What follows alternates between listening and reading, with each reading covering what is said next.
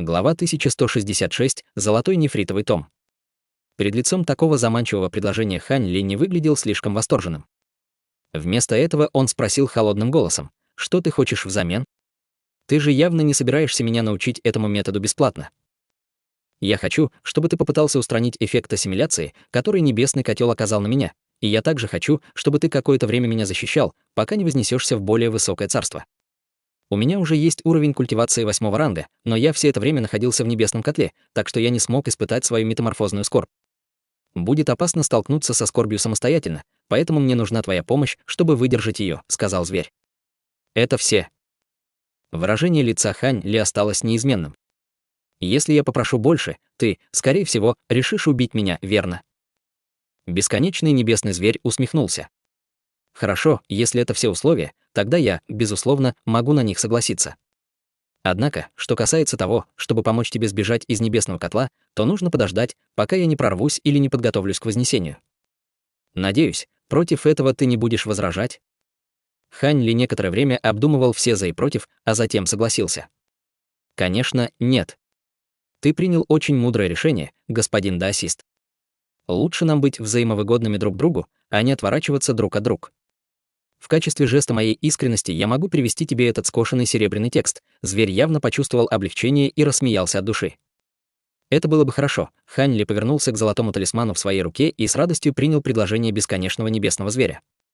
Однако, задумавшись на мгновение, он внезапно похлопал себя по талии, и в его руке появилась лазурная сумка. Это была сумка для хранения патриарха Золотого Цветка. Хань Ли проверил ее содержимое своим духовным чутьем.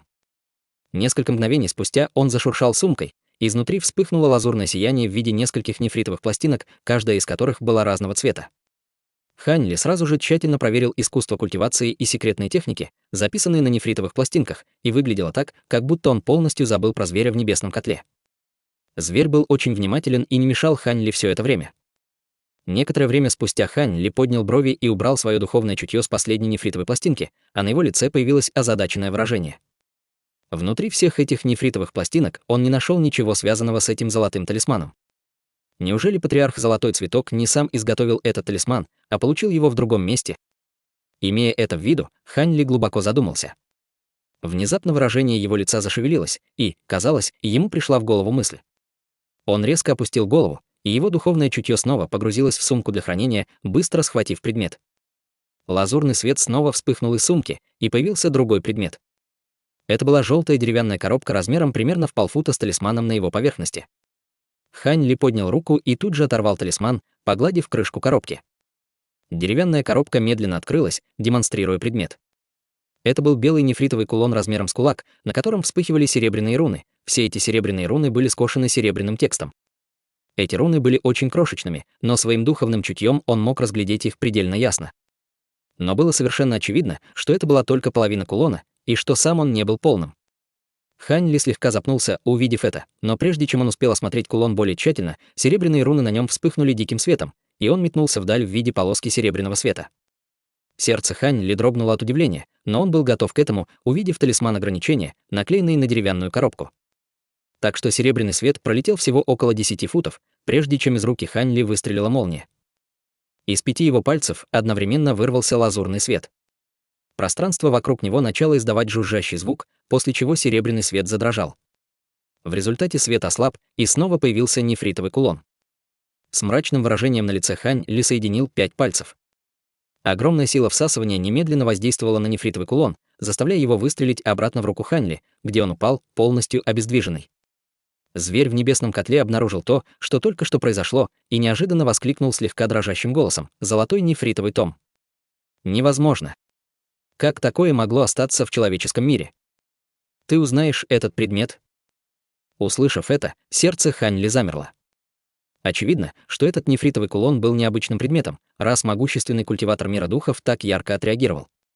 Бесконечный небесный зверь продолжал бормотать про себя, как будто не слышал вопроса Хань Ли. Невозможно.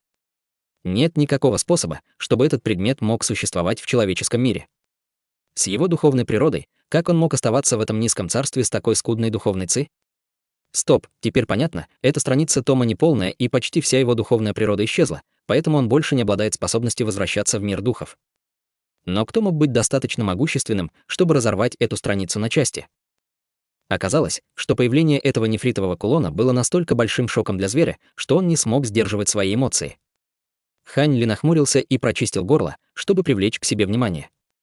Зверь, наконец, немного оправился от удивления и объяснил: пожалуйста, прости меня за потерю самообладания. Просто то, что я вижу этот предмет в этом мире, для меня настоящий сюрприз».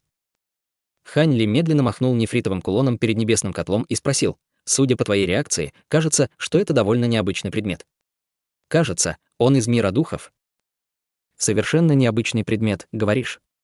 Если я расскажу тебе о его происхождении, тебя удар хватит». Этот предмет пришел не из мира духов, а был передан из еще более высокого царства, и это действительно бессмертный предмет. Лазурный свет внезапно вспыхнул по поверхности небесного котла, после чего шар лазурного света всплыл изнутри.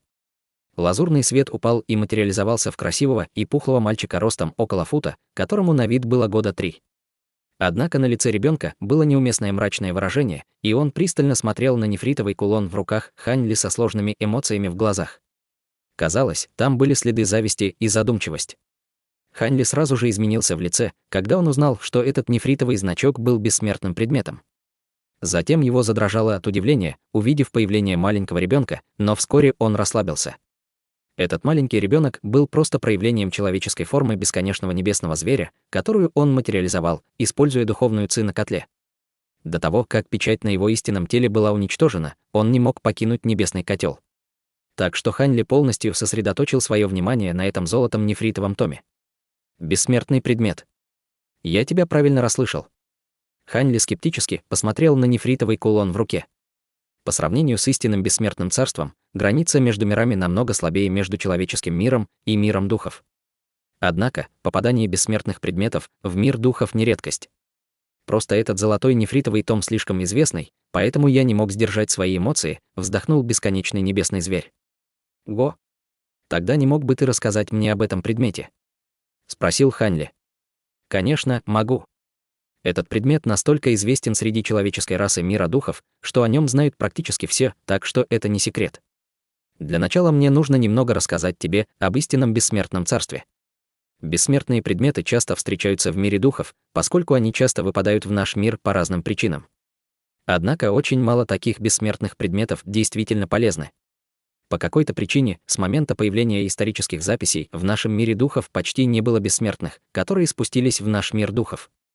Я говорю «почти», потому что в очень далеком прошлом останки бессмертного появились в нашем мире духов, и этот золотой нефритовый том был предметом, который был найден с этими останками. Говорят, что этот том содержит в общей сложности 108 страниц, на каждой из которых записана отдельная секретная бессмертная техника. 36 из этих страниц известны как внутренние страницы, и они содержат такие вещи, как искусство культивации, а также некоторые загадочные и замечательные способности. Остальные 72 страницы известны как внешние страницы, и на них обширная информация о таких областях, как талисманы, заклинания формаций и изготовление таблеток. Маленький ребенок остановился здесь на мгновение, а затем продолжил: внутренние страницы, которые я упомянул, являются наиболее важными в этом томе. Информация, записанная на внешних страницах, очень разнообразна, но не так много информации действительно полезна для непосредственного применения, поскольку никто даже не слышал о большинстве материалов, необходимых для изготовления таблеток, изготовления талисманов и формации заклинаний. В большинстве случаев можно смотреть на эти разделы только в исследовательских целях. Следовательно, помимо внутренних страниц, остальная информация в томе не очень практична или полезна. Однажды во всем мире духов разразилась война из-за внутренних страниц тома.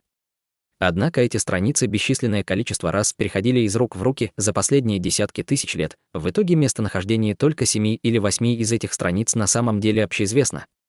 Однако почти каждый культиватор, которому удалось получить и успешно культивировать одну из этих страниц, стал чрезвычайно видной фигурой человеческой расы.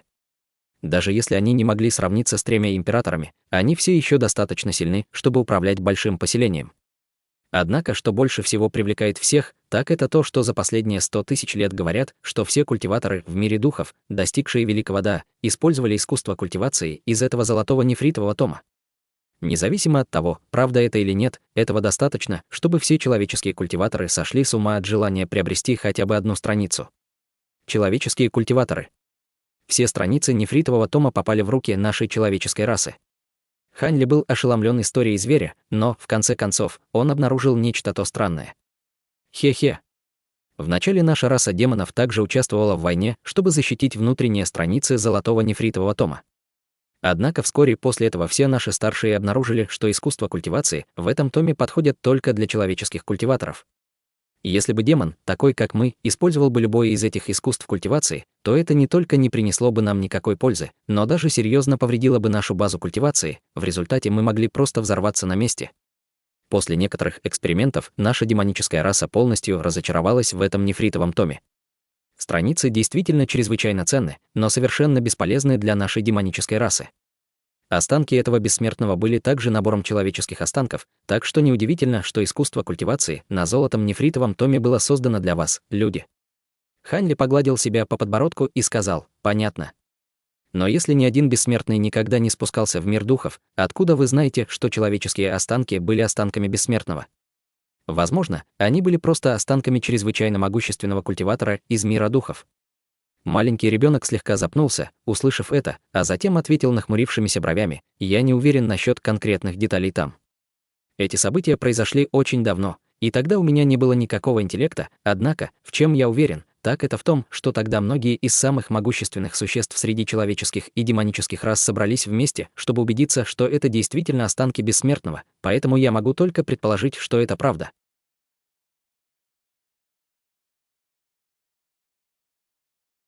Глава 1167. Возвращение в знакомое место. Хан Ли провел пальцем по нефритовому значку в руке, и, глядя на мерцающие на его поверхности серебряные руны, он не мог не спросить: «Так эта страница одна из внутренних?» Внутренние страницы написаны в виде текста с золотой печатью, в то время как внешние страницы написаны с помощью скошенного серебряного текста. Текст с золотой печатью — это еще более неясный текст, который знает еще меньше людей, ответил маленький ребенок с улыбкой на лице.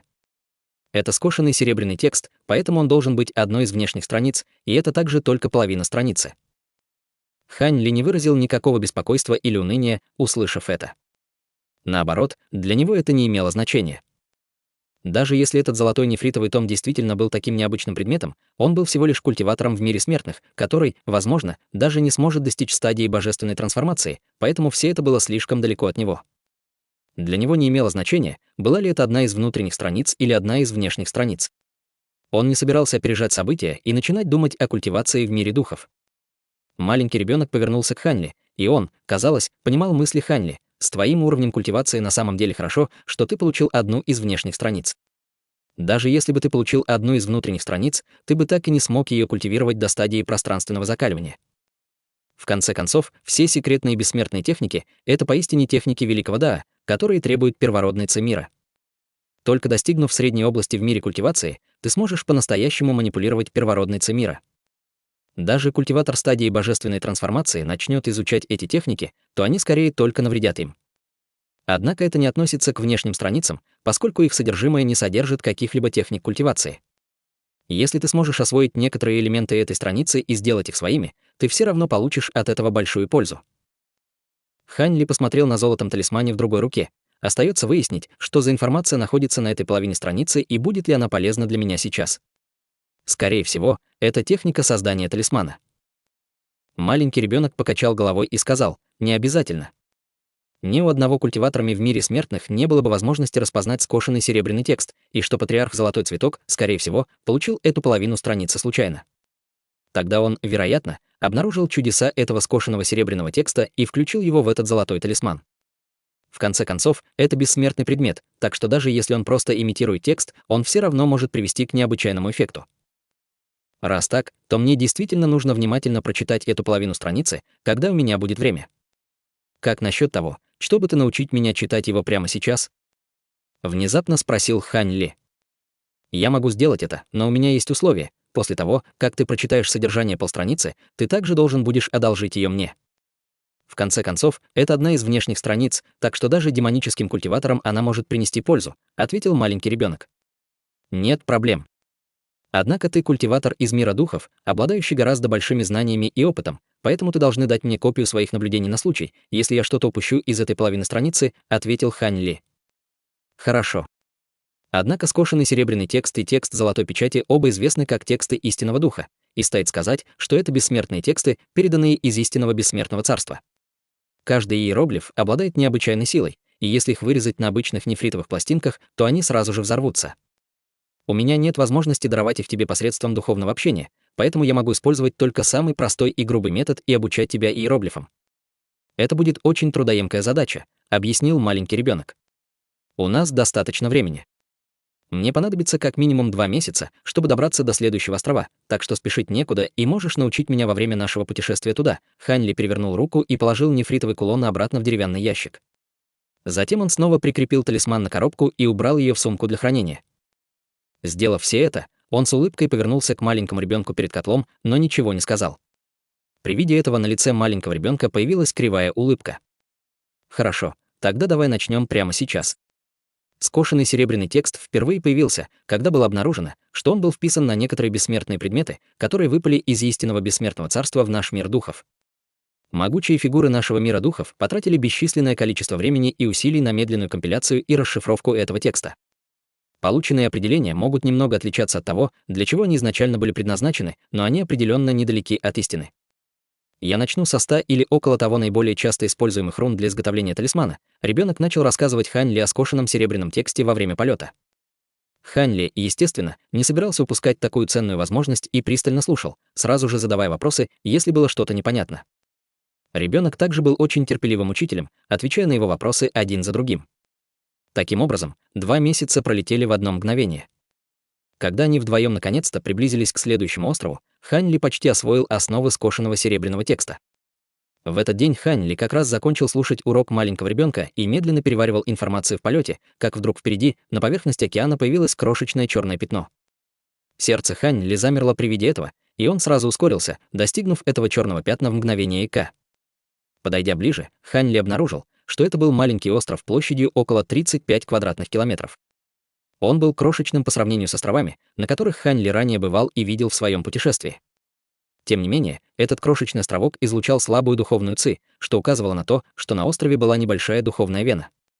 Конечно, качество этой духовной вены, естественно, было крайне низким.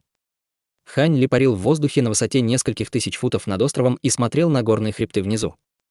Его лицо оставалось совершенно бесстрастным, но в его глазах был неоспоримый след ностальгии. Этот маленький остров был ничем иным, как островом малых просторов, на котором он когда-то жил.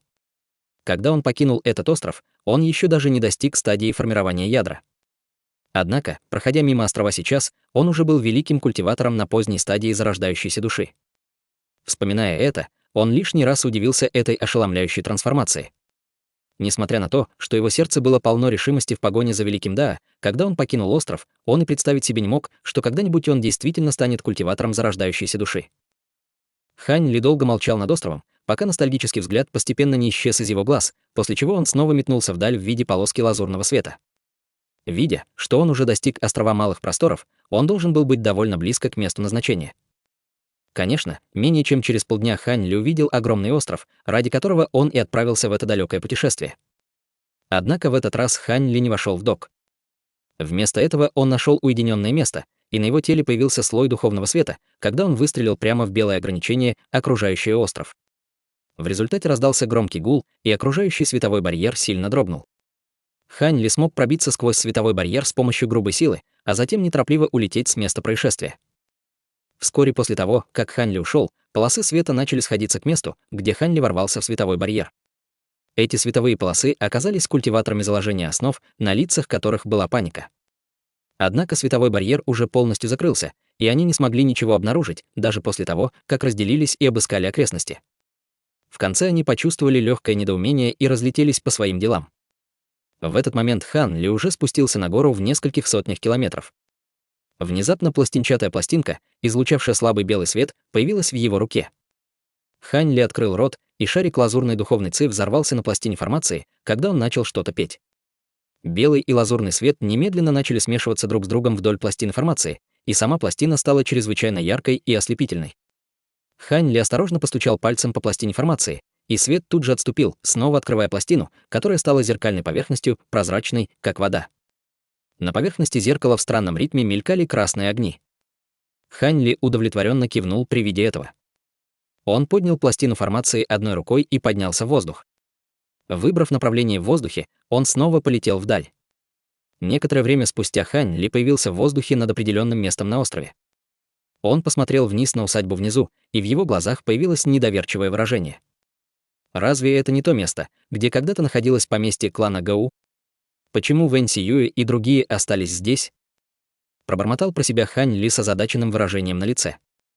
Хань Ли парил в воздухе над усадьбой, не пытаясь укрыться, поэтому его действия вызвали волнение среди смертных в поместье.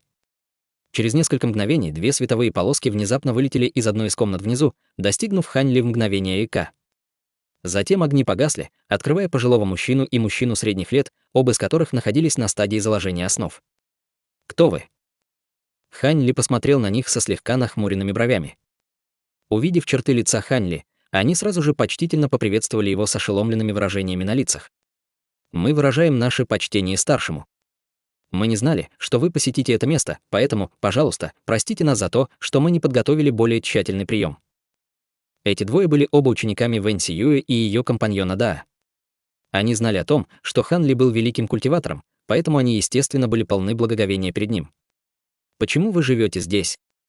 Где ваши мастера?» Равнодушно спросил Хань Ли. «Это место жительства одного из моих названных учеников, поэтому я решил привести всех сюда. Мастер и ее компаньон Даа находят это место слишком шумным, поэтому они живут в импровизированной пещере неподалеку со своей дочерью», почтительно ответил пожилой мужчина. «Твой названных ученик? Он член клана Гау». На лице Хань Ли появилось своеобразное выражение. «Верно. Вы знаете о клане Гау, старший?» Пожилой мужчина внезапно почувствовал беспокойство. «В прошлом у мастера клана Гау были некоторые связи со мной, но это было более 200 лет назад», ответил Хань Ли. «Вот как». Пожилой мужчина был ошеломлен, услышав это. «А теперь я вернулся в это место. Похоже, у меня действительно есть какая-то близость с кланом Гау. Сначала я собираюсь встретиться с вашими мастерами. Потом я бы хотел встретиться с твоим названным учеником из клана Гау», приказным тоном сказал Хань Ли. «Да, я обязательно это сделаю». Пожилой мужчина был ошеломлен и обрадован, услышав это. Он не знал, какие у Хань Ли были связи с кланом Гау в прошлом, но, по крайней мере, это не звучало так, как будто они были врагами. Хань Ли кивнул и высвободил свое духовное чутье, что позволило ему быстро отследить местонахождение Вэнь Сиюэ и ее компаньона Даа.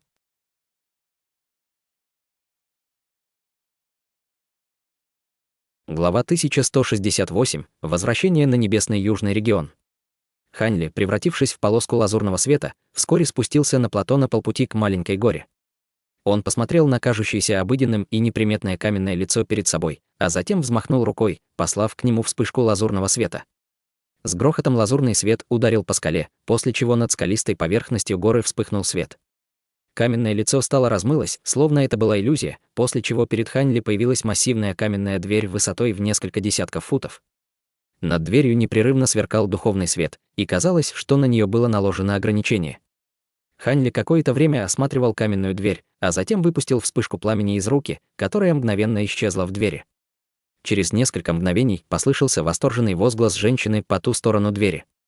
«Старший Хань, мы так рады, что вы здесь. Пожалуйста, подождите минутку, мой компаньон Да и я сейчас выйдем, чтобы поприветствовать вас». Несколько секунд спустя белый свет на каменной двери несколько раз вспыхнул и полностью потускнел. После этого дверь с грохотом открылась, а изнутри пещеры вышли 2 женщины и мужчина. Это были Вэнь Сиюэ с компаньоном Да и их дочерью. Хань Ли обратил свое внимание на молодую девушку и был слегка озадачен увиденным. Молодая девушка была худой с болезненно-желтой бледностью во время их предыдущей встречи, но теперь она выглядела великолепной молодой женщиной, которая была даже красивее своей матери. Казалось, что она поправилась довольно хорошо после того, как яд был изгнан из ее тела. Вот так она должна была выглядеть, если бы она не страдала от болезни. Вэнь Сиюэ была самой знакомой с Хань Ли среди этих 3, поэтому она вышла с очаровательной улыбкой на лице и уважительно поприветствовала его, слегка поклонившись: «Мы отдаем дань уважения старшему Ханю. Мы не думали, что вы прибудете так быстро, что мы не подготовились заранее. Пожалуйста, простите нас за отсутствие должного гостеприимства, старший. Мое путешествие прошло относительно гладко, поэтому я приехал сюда немного раньше, чем планировал». Хань Ли махнул рукой, указывая, чтобы они пропустили формальности. «Мы с нетерпением ждали вашего приезда, старший». Пожалуйста, проходите в наше скромное жилище. Вэнь Сиюэ отошел в сторону с изящной улыбкой, чтобы Хань Ли мог войти в пещеру. Конечно. Я также хочу увидеть уровень мастерства, которого достигла твоя дочь, по книге формации заклинаний, которую я оставил ей. Если она достигла удовлетворительного уровня мастерства, то я возьму ее под свое крыло. Хань Ли кивнул в ответ и взглянул на молодую женщину. От взгляда Хань Ли на лице Тянь Цинь появился румянец, и она сразу же наклонила голову. Напротив, Вэнь Сиюэ и ее компаньон Да были в восторге, услышав это, и поспешно проводили Хань Ли в свою пещеру. Хань Ли провел день и ночь в пещере. В это время Вэнь Сиюэ и ее компаньон Да, а также их ученики стадии заложения основ, выражали свое почтение к Хань Ли. Пожилой человек привел с собой юношу, которому было около 17 лет, чтобы показать его Хань Ли, и они также вошли в пещеру, но вышли не сразу. День спустя с небольшой горы в воздух взлетела полоска серебряного света, внутри которой можно было различить фигуры мужчины и женщины. Спустя несколько мгновений она исчезла из поля зрения. Месяц спустя в небесном южном регионе, за много километров от моря рассеянных звезд. В просторной долине несколько культиваторов в черных одеждах летели по воздуху на своих сокровищах. Они выглядели довольно изящными в полете, но они были нелепо медленными, и было совершенно очевидно, что ни один из них не был высокоранговым культиватором. Спустя время культиваторы в черных одеждах внезапно полетели к скале рядом с ними и исчезли в тщательно скрытой пещере. Пройдя 100 футов вглубь пещеры, они подошли к каменной двери, переливавшейся духовным светом, что указывало на наличие ограничения. Группу возглавлял мускулистый мужчина в черном халате, и он подошел к каменной двери, сделал печать заклинания и начал что-то петь. Через некоторое время он поднял руку и положил заклинание, которое мгновенно исчезло в каменной двери, посылая рябь, пробивающуюся сквозь вспыхивающий духовный свет. Каменная дверь слегка дрогнула, а затем медленно поднялась в воздух. Какой именно младший боевой брат пришел сюда? Прежде чем группа прошла через вход, изнутри раздался ленивый голос. Затем из пещеры вылетел шар черной ци, и он мгновенно добрался до мускулистого мужчины, после чего инская ци рассеялась, показывая старика с бледными чертами лица. Это младший боевой брат Мэн. Ты пришел, чтобы сменить меня. На лице старика было мрачное выражение лица, но он слегка запнулся, увидев мускулистого мужчину, и сразу же улыбнулся. Мускулистый мужчина был культиватором средней стадии заложения основ, в то время как старик был только на ранней стадии, поэтому он, естественно, не смел относиться с презрением к своему младшему боевому брату. Верно, старший боевой брат Фан. Меня направили сюда, чтобы охранять эту шахту духовных камней вместо тебя. Это пещера вход в шахту? Безразлично спросил мускулистый мужчина. Ха-ха, а ты очень прямолинейный, младший боевой брат Мэн. Здесь и правда вход в шахту духовных камней. Однако, это все, кто с тобой прибыл. Этого, кажется, недостаточно. Пожилой мужчина был довольно озадачен недостаточным количеством людей в этой небольшой группе. Наша секта духовного призрака не так сильна, как когда-то. Большинство наших учеников заняты укреплением защиты от секты, контролирующей призраков, и секты дьявольского пламени. Мне пришлось усердно работать, чтобы собрать эту группу людей. К счастью, это основной регион нашей секты, и мы наблюдаем только за некоторыми смертными, так что этого должно быть достаточно, в ответ проворчал мускулистый мужчина. Он, по-видимому, также был не очень доволен текущей ситуацией. Это имеет смысл. Тебе просто придется работать немного усерднее, младший боевой брат Мэн. Старик смиренно кивнул, услышав это. Хватит удручающих разговоров. Старший боевой брат, пожалуйста, отведи меня к шахтам и покажи все, сказал мускулистый мужчина, бросая взгляд в пещеру. Конечно. Пожалуйста, пойдем со мной, младший боевой брат. Старик кивнул и сделал печать заклинаний, снова закрыв каменную дверь, и провел группу культиваторов в черных одеждах глубже в пещеру. После нескольких поворотов группа появилась перед массивной расщелиной в земле, шириной в несколько десятков футов. Внутри трещины мерцал слабый духовный свет, и казалось, что он ведет в подземный мир. По обе стороны от входа в расщелину сидели два культиватора стадии уплотнений ци в черных одеждах, скрестив ноги. Увидев старика и приближающихся культиваторов заложения основ, они поспешно встали, чтобы поприветствовать их. Старик спокойно махнул рукой и провел мускулистого мужчину и его группу прямо в расщелину. Спустя 15 минут старик провел мускулистому мужчине экскурсию почти по всей шахте. В шахте было много довольно сложных и запутанных проходов, в которых было много молодых и сильных смертных, нанятых в шахту для добычи духовных камней. Старик шел впереди, играя роль гида, и, казалось, был хорошо знаком с каждым сантиметром этого места. Неудивительно, что это было так, если бы кто-то оставался в этом месте более 10 лет подряд, он, скорее всего, мог бы перемещаться по проходам даже с закрытыми глазами. Мускулистый мужчина и его группа внимательно слушали, но ничего не говорили. После очередного поворота перед ними появился еще один проход, ведущий вниз, по-видимому, уходящий еще глубже под землю. При виде этого прохода старик нахмурился и покачал головой. Вместо того, чтобы вести группу по этому проходу, он повернулся и приготовился вести их назад так, как будто они пришли. «Старший боевой брат Фан, куда он ведет? Почему ты не показываешь нам это место?» Мускулистый с недоумением посмотрел на старика.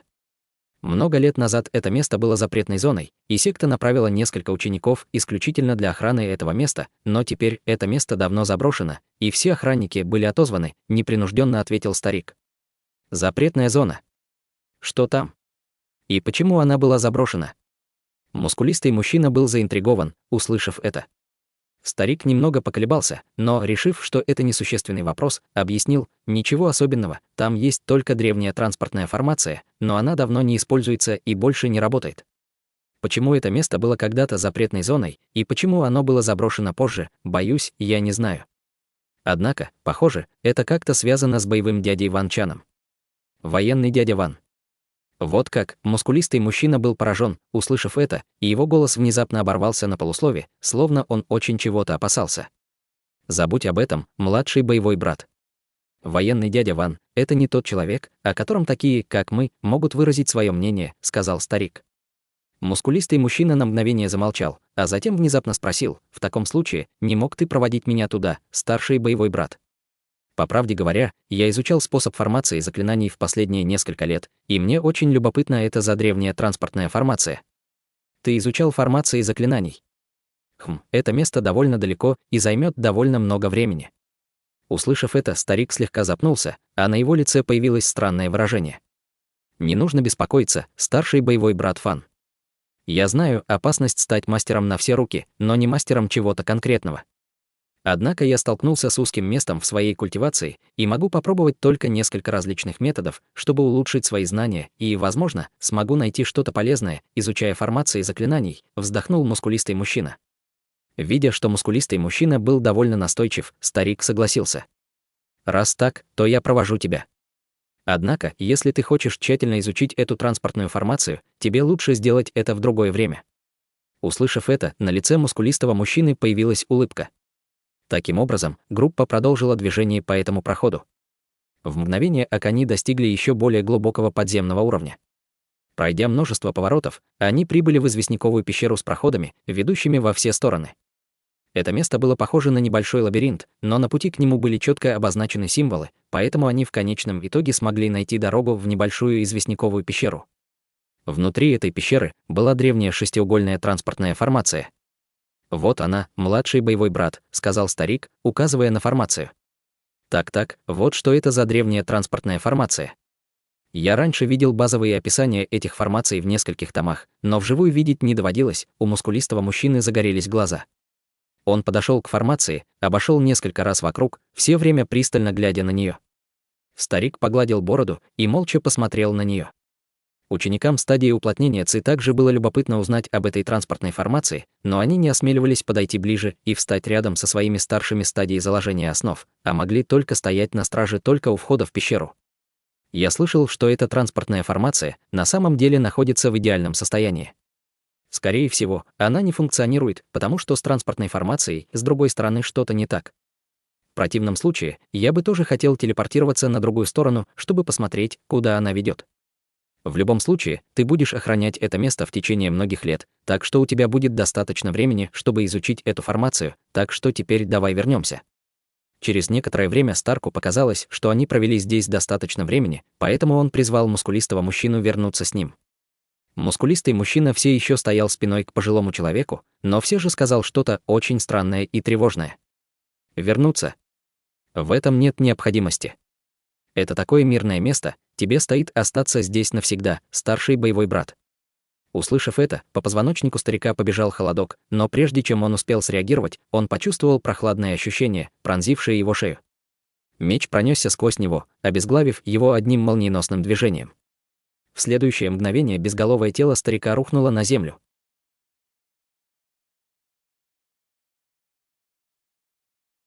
Глава 1169. Допрос.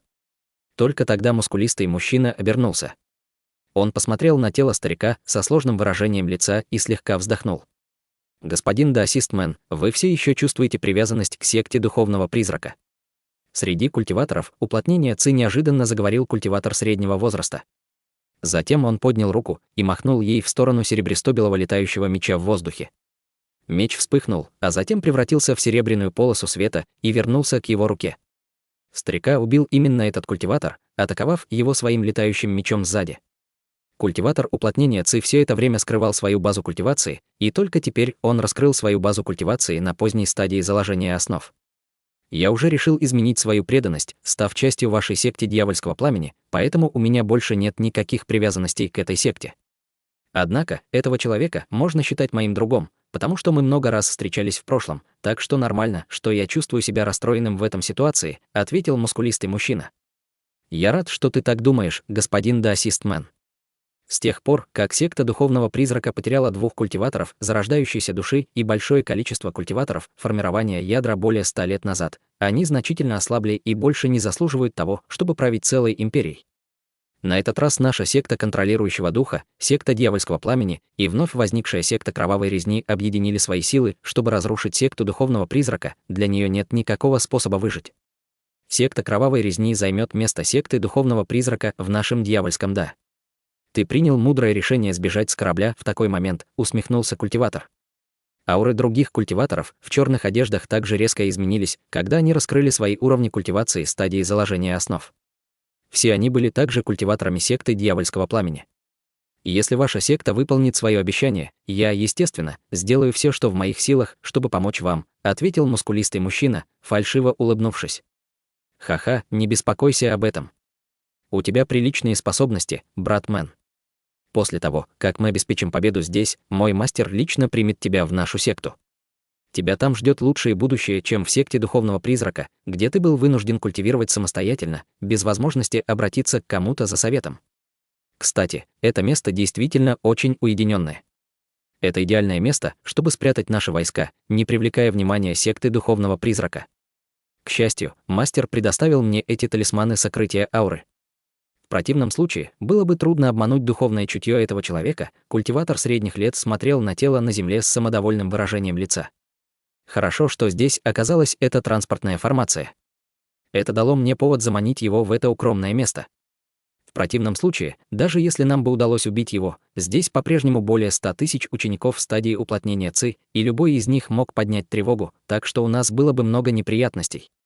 Теперь, когда этот человек мертв, мы можем насильно собрать всех других учеников и убить их сразу, с холодным выражением на лице и кровожадностью в глазах, сказал мускулистый мужчина. Это хорошая идея, брат Мэн. Так и сделаем. Услышав это, в глазах культиватора среднего возраста мелькнул след одобрения.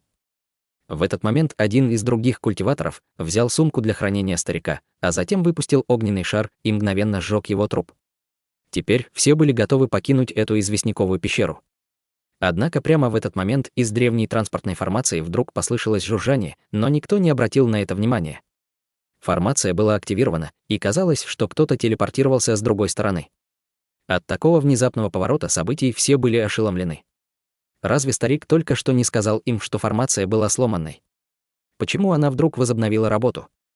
И почему именно сейчас культиватор среднего возраста отреагировал очень быстро и закричал «Уничтожить формацию»? Неважно, кто телепортируется с другой стороны, мы не можем позволить им сорвать наши планы. Внезапно летящий меч, который он только что убрал, снова полетел в сторону формации в виде полоски серебряного света.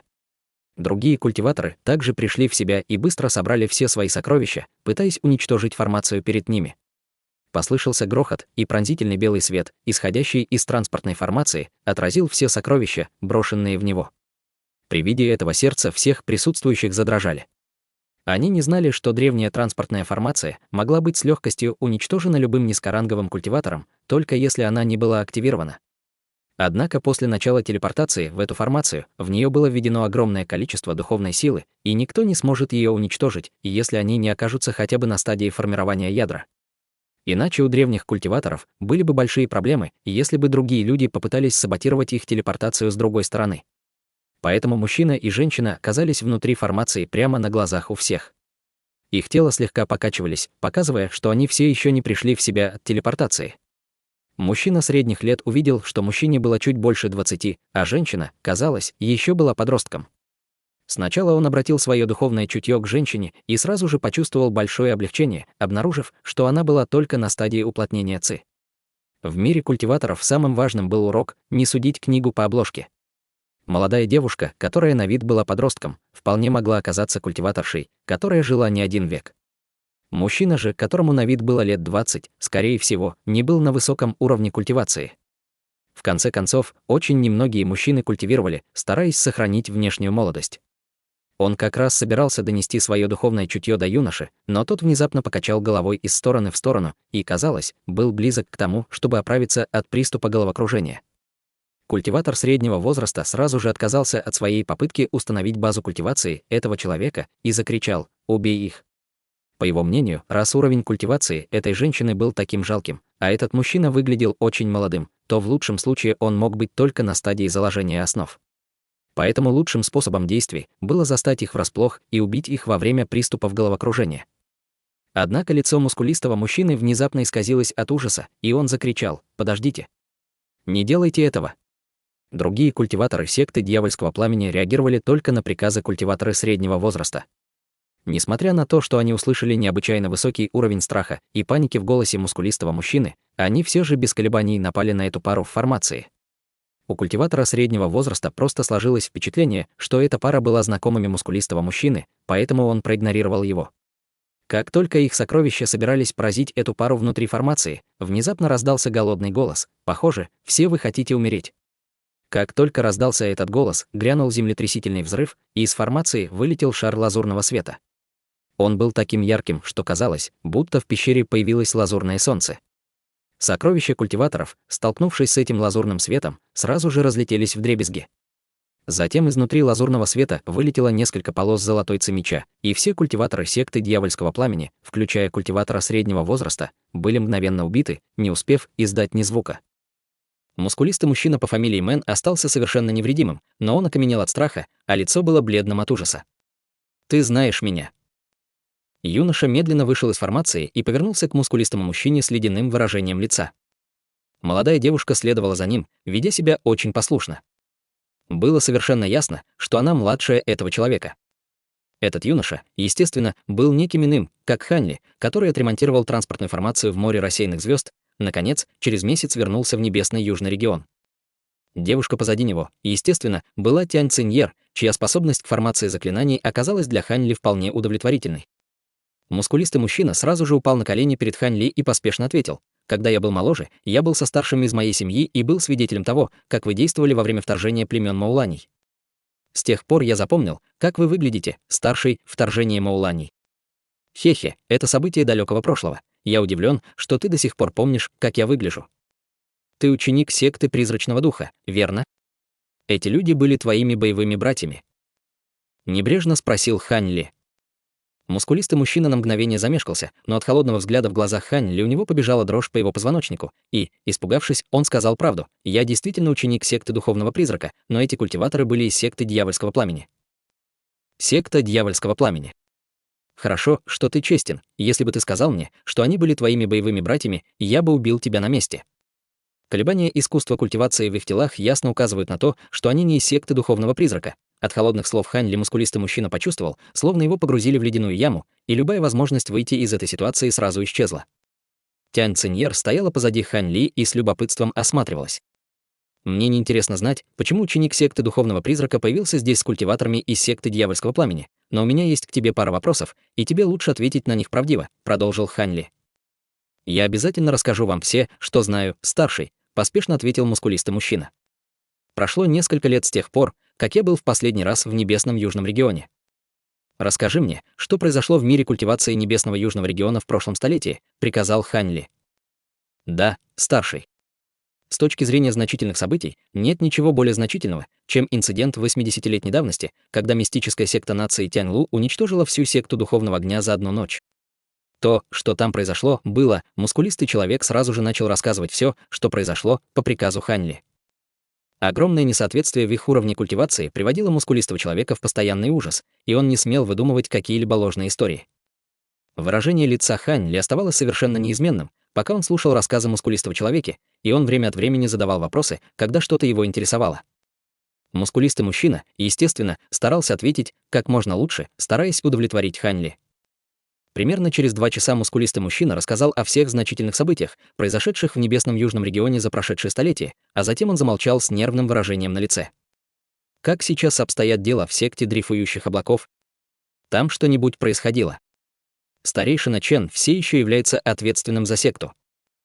Вдруг спросил Хань Ли. Мускулистый мужчина на мгновение замешкался, а затем неуверенно сказал: «Секта дрейфующих облаков? Эта секта довольно далеко, так что я о ней почти ничего не знаю. Однако я помню, что сейчас за секту отвечает старший по фамилии Лю».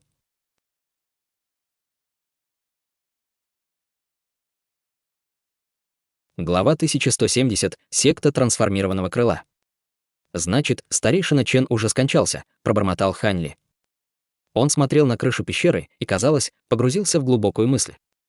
Крыша пещеры сверху, казалось, была пробита культиваторами секты духовного призрака в прошлом, но через 100 лет не было никаких заметных признаков, указывающих на то, что она была восстановлена. Мускулистый мужчина видел, что Хань Ли был довольно рассеянным, но он все еще не решался что-либо делать и сохранял уважительное выражение лица. Внезапно Хань Ли взмахнул рукавом и выпустил вспышку лазурного света, прокатилась в голову мускулистого мужчины. Сердце последнего дрогнуло при виде этого, но прежде чем он успел что-либо сделать, он рухнул на землю, будучи сбитым с ног. Хань Ли взглянул на находящегося без сознания человека на земле, а затем внезапно щелкнул пальцами и послал несколько полосок золотой цемеча в формацию позади них. С грохотом формация была разрушена. На месте формации образовался большой кратер от взрыва, и только по нему можно было догадаться, что здесь когда-то была транспортная формация. Ввиду того, что формация в море рассеянных звезд была отремонтирована им, не было необходимости в том, чтобы транспортная формация с этой стороны продолжала существовать. В противном случае, если кто-то еще обладал великим телепортационным медальоном, как он также мог бы телепортироваться в море рассеянных звезд. Хань Ли хотел, чтобы этот краткий путь был доступен только ему, и не собирался делиться им с кем-то еще. Он уже был очень хорошо знаком со структурой и процессом строительства транспортных формаций, поэтому при необходимости он мог в любой момент снова установить ту же формацию в этом самом месте. В любом случае, с его нынешним ошеломляющим богатством, затраты на материалы для создания транспортных формаций, которые когда-то казались ему астрономическими, больше не были проблемой. Сделав все это, Хань Ли протянул руку и сделал хватательное движение к мускулистому мужчине на земле. Огромная сила всасывания прочно затянула голову последнего к руке Хань Ли. Со вспышкой света в глазах Хань Ли стал использовать свою секретную технику. Через некоторое время Хань Ли выпустил 5 пальцев, и мускулистый мужчина снова упал на землю. Хань Ли пробормотал про себя с равнодушным выражением на лице: «Тебе повезло, что ты сказал правду. Я не тот, кто любит убивать просто так, поэтому я не убью тебя, но мне придется стереть твои воспоминания о том, что я появился из этой транспортной формации». Хань Ли использовал секретную технику, чтобы изменить воспоминания этого человека. Теперь мускулистый мужчина помнил, что из формации появился высокоранговый неизвестный культиватор и убил всех культиваторов секты Дьявольского пламени, и древняя формация была непреднамеренно разрушена ударными волнами, исходящими от их битвы. С нынешним уровнем культивации Хань Ли, только если в дело не вступит культиватор стадии божественной трансформации, никто не сможет нарушить установленное им ограничение, поэтому он, естественно, был уверен в себе. После этого Хань Ли выпустил несколько огненных шаров и сжег трупы культиваторов секты Дьявольского пламени дотла. Затем из его тела вырвался яркий лазурный свет, подхватив молодую девушку позади него, и они вылетели вверх.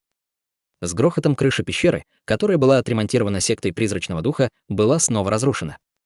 Полоска лазурного света вспыхнула однажды, и Хань Ли уже достиг поверхности земли выше. Затем полоска лазурного света метнулась вдаль, полностью исчезнув после нескольких вспышек. Через некоторое время все культиваторы секты духовного призрака сбежались на место происшествия, но обнаружили только мускулистого человека без сознания и известняковую пещеру, в которой он находился. Началась суматоха, и без их ведома скрытая атака, которую секта Дьявольского пламени спланировала против секты духовного призрака, была сорвана вот так. Тем временем Хань Ли уже направлялся в государство Си. С нынешним уровнем культивации Хань Ли мог путешествовать с невероятной скоростью. Даже не используя свою полную скорость, с которой он летел, была по-прежнему удивительной. По пути Хань Ли встречал случайных культиваторов, и все они чувствовали, словно они только что увидели пятно лазурного света, мелькнувшее несколько раз вдалеке и исчезнувшее в мгновение ика. При виде этого большинство из них были ошеломлены. Некоторые из культиваторов, обладающие более высоким уровнем культивации, знали, что они только что столкнулись с невероятно могущественным старшим, в то время как низкоранговые культиваторы подумали о сверхъестественных силах, думая, что они только что встретили какого-то монстра среди бела дня. Хань Ли потребовалось всего несколько дней, чтобы вылететь из государства Юэ и достичь государства Юань-У. Пролетев еще 2 дня в государство Юань-У, Хань Ли внезапно задумался и полетел в другом направлении вместе с Тянь Циньер, временно изменив свой маршрут. Рядом с уединенной горой на границе государства Юань-У вдали промелькнуло лазурное сияние. Ослепительная полоска лазурного света длиной более 100 футов вырвалась вперед и достигла воздуха над горой в мгновение ока, а затем лазурный свет отступил. Это были Хань Ли и Тянь Цинь. Хань Ли посмотрел на вершину горы, и в его глазах мелькнул свет ностальгии. Он выпустил свое духовное чутье, и на его лице неожиданно появилось удивление. Это была гора, где когда-то скрывалась Синь-Жуинь. Сама гора выглядела как прежде, но Хань Ли почувствовал ауры многих культиваторов внизу, большинство из которых находились на стадии уплотнения ци и заложения основ, но также среди них было 2 культиватора формирования ядра. Некоторые из ограничений формации, которые установила Синь-Жуинь, все еще были в силе, создавая плотный слой белого тумана внизу, не позволявший никому видеть, что там происходило. Хань Ли невольно прищурился, глубоко задумавшись. «Мастер, что-то не так?» — осторожно спросила Тянь Циньер. «Не совсем. Просто я не был здесь несколько лет, и кажется, что нежелательные гости обосновались в этом месте», — равнодушно ответил Хань Ли. Однако девушка видела следы недовольства на лице Хань Ли и сразу поняла, что лучше не вдаваться в подробности. Однако Хань Ли неожиданно повернулся к ней и спросил нечто, что застало ее врасплох. «Что ты думаешь об этой горе?»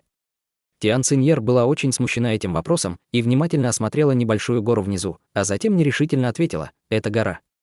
Духовная ци здесь не очень богатая, но обстановка неплохая. Это была резиденция одного из моих прошлых знакомых». На лице Хань Ли появился след разочарования, но вскоре он собрался с силами и взмахнул рукой. С треском внезапно появился алый огненный шар. Огненный шар сделал круг над ладонью Хань Ли и начал резко расширяться с феноменальной скоростью. Мгновенно он стал размером с умывальник. Это было поразительное преобразование. Хань Ли посмотрел вниз с холодным выражением лица и взмахнул рукой, в результате чего огненный шар упал, как падающая звезда, исчезнув в тумане во вспышке. Туман с гулом стал рассеиваться. Когда огненное облако взорвалось в белом тумане, вспыхнули агрессивные огненные волны, пробив дыру в ограничении диаметром более 100 футов, и эта дыра быстро расширялась, а туман превратился в водяной пар. Все ограничения было с легкостью уничтожено Хань Ли с помощью простого огненного шара. Белый туман рассеялся, и происходящее внизу постепенно открылись. На горе был построен ряд зданий и павильонов, но бамбуковых зданий, построенных Синь-Жуинь, нигде не было видно. Выражение лица Хань Ли помрачнело от вида этого. Все культиваторы внизу, естественно, были взбудоражены такой громкой суматохой и сразу обнаружили, что Хань Ли и Тянь Циньер парили в воздухе над головой. Около дюжины культиваторов сразу же поднялись в воздух со своими сокровищами, направляясь прямо к Хань Ли. Однако в этот момент снизу вдруг раздался голос. «Какой уважаемый старший посетил нашу секту трансформированного крыла? Меня зовут Гуань Цин, и я прошу прощения за то, что не смог оказать вам должный прием». Как только этот голос стих, с горы вспыхнула полоска красного света. Красный огонек обогнал культиваторов заложения основ внизу и сразу же достиг Хань Ли. Свет отступил, показывая мужчину средних лет в одежде ученого. Это был один из культиваторов формирования ядра, обнаруженных Хань Ли ранее. Из самого высокого павильона внизу также появился шар желтого света. Желтый свет двигался так же быстро, как полоса красного света, и быстро достиг Хань Ли, раскрывая темнокожего пожилого человека с чрезвычайно хорошо сложенным телосложением. Естественно, это был другой культиватор формирования ядра. Только тогда культиваторы заложения основ догнали культиваторов формирования ядра, но остались позади своих старших с мрачными выражениями на лицах. Секта трансформированного крыла. Я никогда не слышал о ней. Это недавно основанная секта. Хань Ли поднял бровь, когда из его тела вырвалось удивительное духовное давление, врезавшееся прямо в 2 культиваторов формирования ядра. Ученый и пожилой человек резко изменились в лицах и невольно отступили на несколько шагов, прежде чем наконец смогли стабилизироваться. «Культиватор зарождающейся души!» — воскликнул ученый. «Старший, вы великий культиватор на поздней стадии зарождающейся души». Темнокожий пожилой мужчина направил свое духовное чутье к Хань Ли и не поверил своим глазам. Хань Ли не пытался скрыть свой уровень культивации, и этот пожилой человек обладал достаточно сильным духовным чутьем для культиватора своего ранга, поэтому он, естественно, был способен обнаружить силу Хань Ли. Культиватор поздней стадии зарождающейся души. Ученый испугался еще раз и тоже проверил уровень культивации Хань Ли. Тем временем Хань Ли стоял, сложив руки за спиной, безучастно глядя на них двоих. После того, как ученый с помощью своего духовного чутья установил уровень культивации Хань Ли, его лицо также стало очень напряженным. Два культиватора формирования ядра переглянулись между собой и одновременно поклонились, и пожилой мужчина сказал: «Мы отдаем дань уважения уважаемому старшему. Наша секта действительно была создана недавно. Могу ли я узнать цель вашего визита, старший? Если я чем-нибудь смогу вам помочь, я обязательно сделаю все возможное». На лице ученого также было почтительное выражение на лице. Это был великий культиватор, который с легкостью мог уничтожить всю их секту, и они оба чувствовали себя крайне неловко. В конце концов, Хань Ли только что очень жестоко уничтожил ограничения внизу, и это, конечно, не сулило им ничего хорошего. Увидев, как их мастера уступают в такой дрожащей манере, и услышав слова «культиватор» на поздней стадии зарождающейся души, культиваторы заложения основ за ними также полностью окаменели. В конце концов, для таких низкоранговых культиваторов, как они, культиваторы на поздней стадии зарождающейся души находились на верхнем пределе силы власти в человеческом мире. Это была мечта каждого — достичь такого высокого уровня культивации. Раз это недавно основанная секта, тогда в ваших рядах должен быть культиватор зарождающейся души. «Где ваш мастер?» — холодным тоном спросил Хань Ли. Пожилой мужчина собрался с духом и ответил: «Наш мастер, просвещенный Хуан Я, и он уехал навестить друга месяц назад. В настоящее время мы вдвоем присматриваем за сектой. Его здесь нет». Вот как, в любом случае это не имеет значения. Когда вы все переехали в это место и где человек, который раньше жил здесь? Спросил Хань Ли. Этот вопрос слегка озадачил пожилого человека, и он повернулся к ученому рядом с ним, когда ответил: «Наша секта переехала сюда 70 лет назад». Что касается человека, который когда-то жил здесь, ученый также был удивлен этим вопросом, но, даже не повернув головы, сразу же закричал: «Фэн Чжи, подойди сюда, старший хочет спросить у тебя кое-что». Как только он сказал это, все культиваторы формирования ядра в унисон расступились перед одним из них. Это был пожилой мужчина с утонченными чертами лица, которому было более 60 лет. Этот культиватор Фэн Чжи также был ошеломлен не меньше остальных.